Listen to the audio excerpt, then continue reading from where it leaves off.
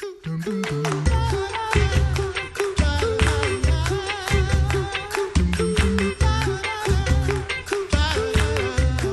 back to the Coffee Hour. I'm Andy Bates. I'm Sarah Golseth.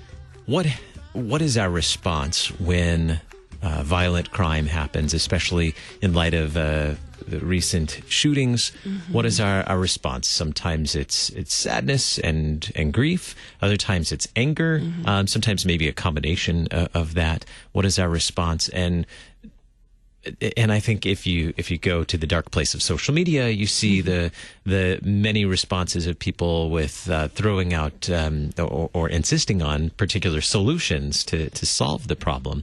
What is the solution? Is there a solution? And what do we do with that? Joining us today, the Reverend Dr. Matt Richard at St. Paul's Lutheran Church in Minot, North Dakota, author of Will the Real Jesus Please Stand Up? Pastor Richard, thanks for being our guest on the Coffee Hour. Hey, it's good to be here. What are the real issues at the root of violent crimes such as we've seen recently? And it seems, every year, maybe a couple of times a year, we see mass shootings like this. What are the real issues at the root of these violent crimes? Yeah, when it comes to these mass shootings, oftentimes what happens is that we always look at the symptoms or the outside edge or the fruit of really the root problem. That root problem is ultimately this sinful heart that we all possess as humanity. Jeremiah, the prophet in the Old Testament, talks about the human heart being completely, hopelessly dark, kind of like a puzzle that no one can figure out. We can't tame this sinful heart as well. And so it's out of the sinful heart that all of these things come forth. And so while we many times try to curb the sinful heart or try to find ways of maybe fixing things, the result of this human heart, ultimately what we're dealing with, we have to pull that throttle way back and realize that it's out of the heart that all of this depravity and bloodshed and war and these terrible mass shootings comes forth out of this deceptive and very dark heart that we all have. A lot of times we try to respond to these, like Andy said, with solutions or try to solve these in a way that makes sense to us in our brains or in our societal context. But what are we trying to solve?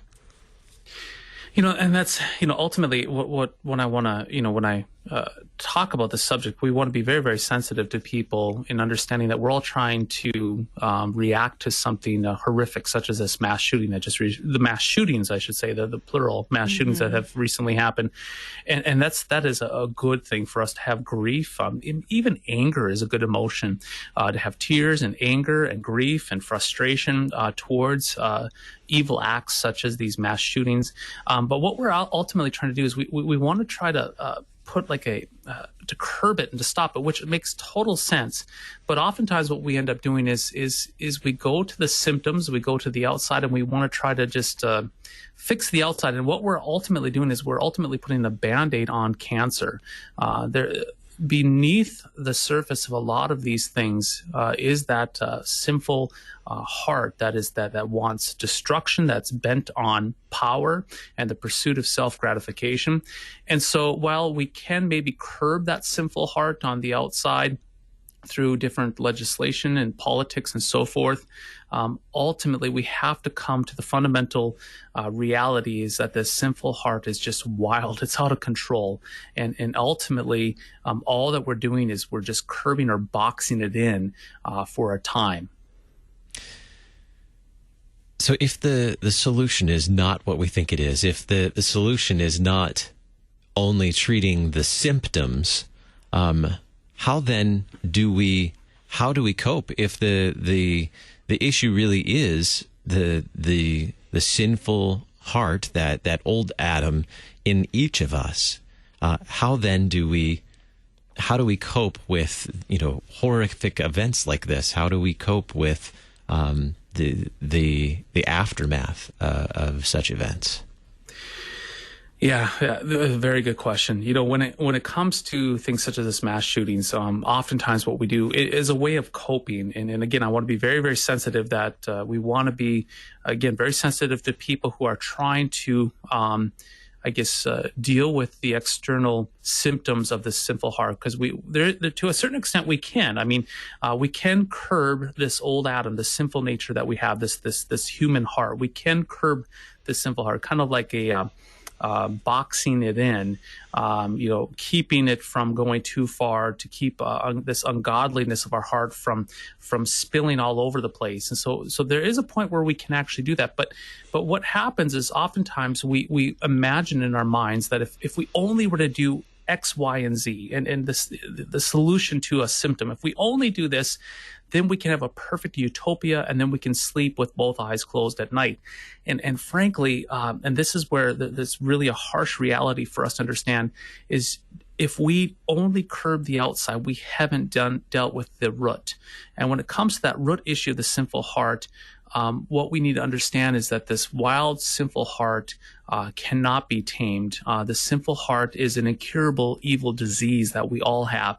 And so what I'm advocating as a pastor, pastorally speaking, is when we see these problems of mass shootings, by all means, we want to indeed look for some of the different solutions to tackle it. But we have to go much further, and that is the cry of the Christian, the cry of humanity, to say, Lord, have mercy.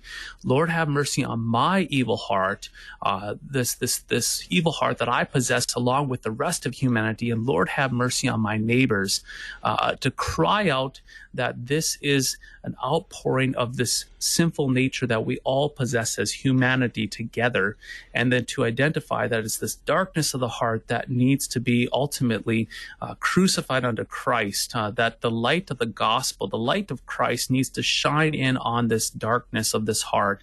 And then may it be our prayer that the gospel would shine into not only our own heart, but into our neighbor, that the Lord would create in all of us a clean heart and remove this darkness, and to put this darkness away from ourselves, and that we may bask in the radiant presence of the Lord.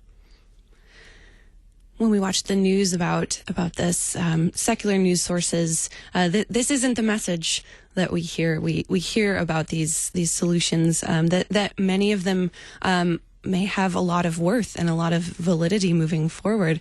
But how do we treat our neighbors or talk with our neighbors who don't view all of these situations as stemming from a sinful heart? How do we approach this from a Christian worldview when we know that our neighbors don't see it that way? Well, and here's the thing: is, I mean, there's a commonality. There can be great unity if we all understand the root problem, which is this evil heart. But what I see many times in social media is that we're all fighting on different solutions to the symptoms. If we only, like I said, if we only do X, or if we only do Y or Z, or we look at the mass shooter and we say, well, the reason why the mass shooter did this is because of this problem. And if we just fix that problem, then there'll be no more mass shootings. And again, I want to be very sensitive to individuals. Many times we speak out of our grief. And indeed, there might be a reduction in mass shootings if we were to implement X, Y, or Z. But the reality is that we are still dealing with more of the symptomatic outside problems. We haven't dealt with that root problem, which is that at the very root problem of these mass shootings is that evil heart, that hopelessly dark, deceitful, evil heart that is bent on destruction and power in the pursuit of self-gratification. And if we can start there together with our neighbor, we can all agree on that together, that we can call a thing what it is, that these mass shootings are indeed evil, springing forth from evil hearts that dehumanizes other individuals, and this heart that wants to be in control and put other people under a thumb. So we can start there. We can all agree with that together. There's at least a common starting place. And then we can maybe disagree on the different ways of dealing symptomatically with the outpouring of the sinful heart. But I think too often we always jump to the solution to fix it, and we're ignoring that root problem. Whereas if we can all agree with that root problem, we might have a little bit more commonality, a little bit more humility when we discuss this topic, and then we can grieve together, we can cry together, we can say, Lord, have mercy together, and we can plead for the grace of God as we sort through and walk through this life under the sun.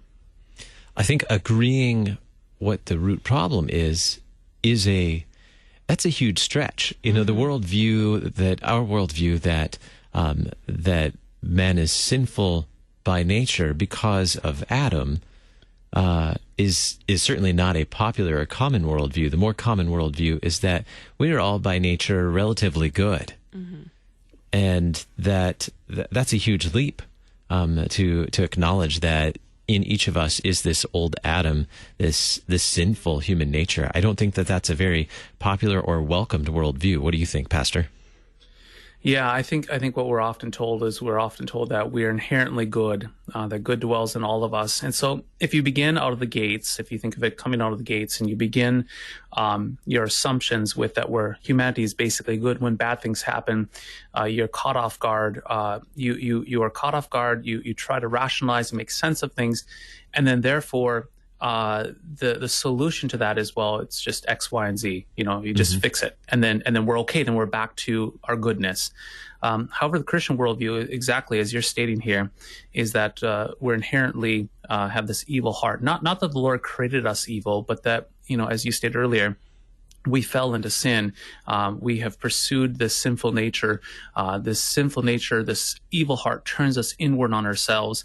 And as a result of that, when bad things happen, we as Christians can say, you know, man, yeah, I get it. I mean, not that I support it, not that I'm happy, but it makes sense. This is humanity. This is the human fundamental problem, is a sinful heart, and it wreaks havoc in this world. And so when that does happen for us as Christians, to say, Lord, have mercy, Christ, have mercy, Lord, have mercy on me and my neighbor in this situation. Lord Jesus Christ, grant us grace in the midst of it. And so, yeah, there's two fundamental starting points. Either we start from the position that we understand that humanity has this evil, sinful heart, so therefore sinful things will happen. Or if you start from the perspective that we're inherently good, we're taken off guard when these things happen. Our guest today, the Reverend Dr. Matt Richards, St. Paul's Lutheran Church in Minot, North Dakota, author of Will the Real Jesus Please Stand Up? And you got a great blog as well. Maybe we'll point to that so folks can follow your blog and see some of the writings you share on this as well. Thank you so much, Pastor Richard, for being our guest on the Coffee Hour today. Sounds good. Thanks a lot, guys. I'm Andy Bates. I'm Sarah Golseth.